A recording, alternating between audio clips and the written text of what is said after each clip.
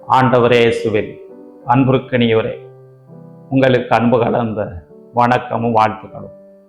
புனித Vincent Ferrer மிகப்பெரிய மறை போதகர்.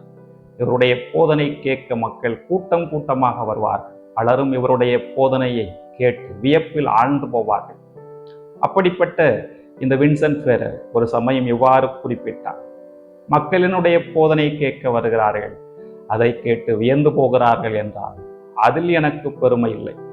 உண்மையான பெருமை நான் போதிக்கக்கூடிய கடவுளின் வார்த்தையின்படி நடக்கிறேனே, அதுதான் எனக்கு உண்மையான பெருமை என்று சொன்னார். அன்பார்ந்தவர்களே, போதிக்கக்கூடிய கடவுளின் வார்த்தையின்படி நடக்க வேண்டும்.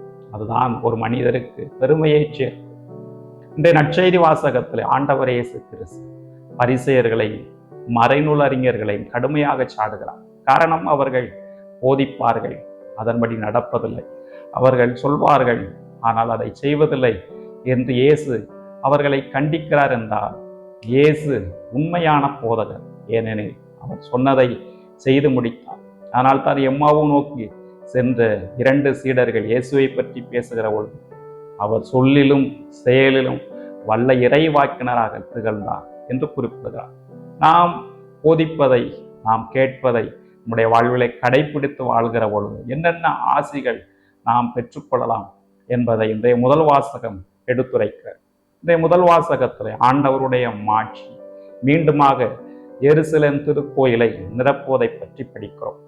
மக்கள் கடவுளுடைய கட்டளையின்படி நடக்காமல் பிற தெய்வங்களை வழிபட்டதால் ஆண்டவருடைய மாட்சி எருசலேம் கோயிலை விட்டு போனது. ஆனால் அந்த மாட்சி மீண்டுமாக வருகிறது என்றால் கடவுளுடைய பிள்ளைகள் நாம் கடவுளுடைய கட்டளையின்படி நடக்க வேண்டும். அவ்வாறு நடக்கிற பொழுது கடவுளுடைய மாட்சி நம் மீது நிறைவாக தரும்.